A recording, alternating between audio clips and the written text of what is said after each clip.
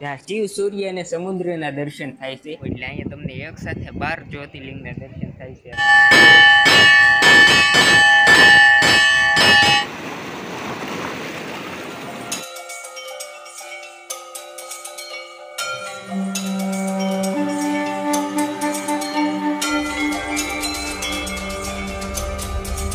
તો જય શ્રી રામ, હર હર મહાદેવ મિત્રો, સ્વાગત છે તમારું એક નવા વિડીયોમાં। તો અત્યારે શ્રાવણ મહિનાની શરૂઆત થઈ ગઈ છે અને તો આજે આપણે તમને એક એવા મંદિરના દર્શન કરાવવાના છીએ ત્યાં શિવ સૂર્ય અને સમુદ્રના દર્શન થાય છે।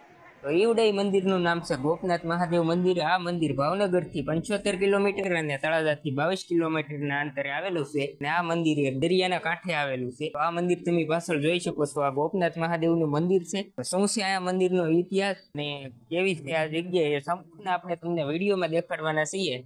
તમે વિડીયોને પૂરેપૂરો જોતા રહીજો। તો આપણે મંદિરમાં જઈ દર્શન કરાવીએ અને ઇતિહાસ જણાવીએ। ગોપનાથ મહાદેવના મંદિરની અંદર પ્રવેશ કરતાની સાથે જ આપણને એક બાજુ હનુમાનજી મહારાજ અને બીજી બાજુ કાળભૈરવ દાદાના દર્શન થાય છે।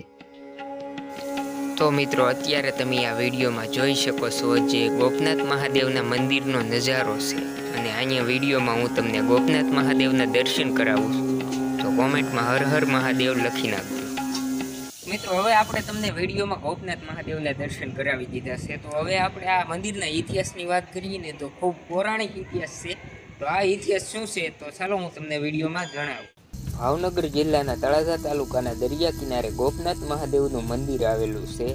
આ મંદિર ઘણું પ્રાચીન છે અને તેનો ઇતિહાસ પણ ભવ્ય છે। તો ચાલો હવે આપણે આ ગોપનાથ મહાદેવ મંદિરના ઇતિહાસની વાત કરીએ। આ મંદિર સાથેની એક દંતકથા નરસિંહ મહેતા સાથે પણ જોડાયેલી છે, જેમનો ઉલ્લેખ નરસિંહ મહેતાએ પણ કર્યો હતો। એ દંતકથાની આપણે ટૂંકમાં વાત કરીએ તો તળાજા શહેરમાં નરસિંહ મહેતા તેમના ભાઈ અને ભાભી સાથે રહેતા હતા અને નરસિંહ મહેતા આખો દિવસ ભગવાન શ્રી કૃષ્ણની ભક્તિમાં લીન રહેતા હતા। એક દિવસ નરસિંહ મહેતાને તેના ભાભી કંટાળી અને નરસિંહ મહેતાને મેણું મારે છે કે આખો દિવસ આમ રહેવું એની કરતા જંગલમાં જઈને સંન્યાસ લઈ લેવો સારો। પછી નરસિંહ મહેતા ઘરનો ત્યાગ કરી અને આ અત્યારની હાલની જગ્યા ગોપનાથ મહાદેવ, એ સમયમાં અહીં જંગલ વિસ્તાર હતો, ત્યારે તે આ જગ્યા પર આવી અને મહાદેવની આરાધના શરૂ કરે છે અને સતત 7-8 દિવસ સુધી અન્ન જળ લીધા વગર ભગવાનની ઉપાસના કર્યા પછી મહાદેવ નરસિંહ મહેતાને પ્રસન્ન થાય છે અને નરસિંહ મહેતાને દર્શન આપે। ત્યારે મહાદેવ નરસિંહ મહેતાને વરદાન માગવાનું કહે છે। ત્યારે કૃષ્ણ ભક્ત નરસિંહ મહેતા મહાદેવને શ્રી કૃષ્ણ અને ગોપીઓની રાસલીલાના દર્શન કરવાની ઈચ્છા વ્યક્ત કરે છે।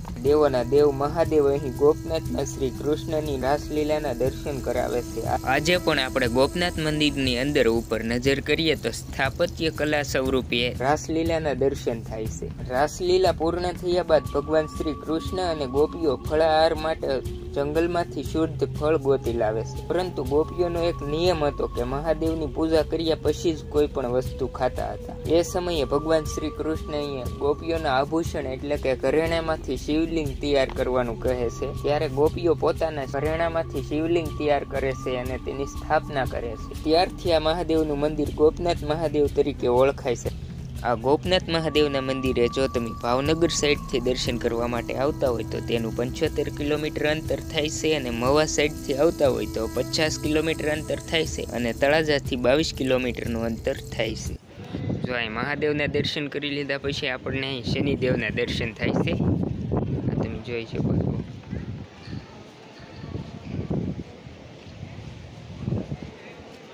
તો મિત્રો, ગોપનાથ મહાદેવના દર્શન કર્યા પછી તમે મંદિરની આ સાઈડ આવો એટલે અહીંયા તમને એક સાથે 12 જ્યોતિર્લિંગના દર્શન થાય છે, આ તમે જોઈ શકો છો। તો ચાલો હું તમને 12 જ્યોતિર્લિંગના દર્શન કરાવી દઉં। અહીં આવેલા 12 જ્યોતિર્લિંગમાં તમે સોમનાથ, મહાકાલેશ્વર, મમલેશ્વર, મલ્લિકાર્જુન, વેદનાથ, કેદારનાથ, નાગેશ્વર, ત્ર્યંબકેશ્વર, ભીમેશ્વર, રામેશ્વર, ધુમેશ્વર, શ્રીકાશી વિશ્વનાથ, બદ્રીનાથ, યમુનોત્રી અને ગંગોત્રીના દર્શન કરી શકો છો।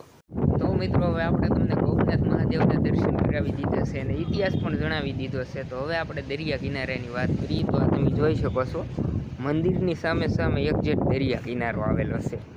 આ તમે જુઓ, દરિયામાં દુકાનો ને એવું બધું છે।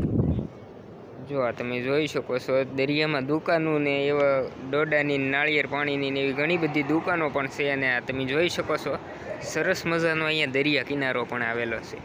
જો ભાઈ, તમે ફરવા આવો ને દરિયામાં જો આંટા મારવા આવો, આ સૂચનાનું ખાસ પાલન કરવું। તો તમે નિહાળી શકો છો દરિયાની અંદર જે આવે સ્ટોર આવેલા છે, જેમાં તમને પાણીપુરી, ભેળપુરી અથવા તો નાળિયેર પાણી એવી બધી વસ્તુ મળી રહે, સોડાને એવું. તો આ મિત્રો તમે જોઈ શકો છો ગોપનાથનો સુંદર મજાનો દરિયા કિનારો. આ તમે જુઓ, પબ્લિક દરિયામાં આનંદ લે છે. જો મિત્રો તમે અહીંયા જોઈ શકો છો ગોપનાથના દરિયામાં ઓડકા આવ્યા છે. તો મિત્રો અત્યારમાં દરિયામાં પાણીની આવક શરૂ થઈ ગઈ છે અને દરિયો ભરાવા આવી ગયો છે. આ તમે જોઈ શકો છો, આ પાણી એંકા આવે છે આ બધું.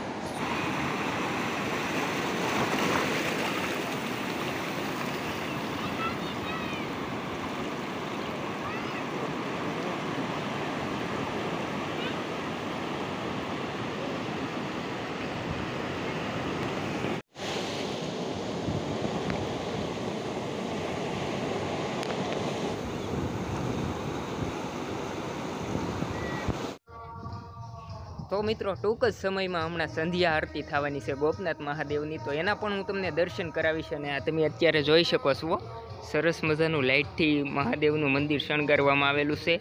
અને આમાં આગળ પણ લાઇટનું ડેકોરેશન કરેલું છે. પણ થોડુંક અંધારું થઈ જાય પછી કંઈક વધારે સારો વ્યૂ આવશે, તો હું તમને એ પણ દેખાડીશ અને આરતીના પણ દર્શન કરાવીશ.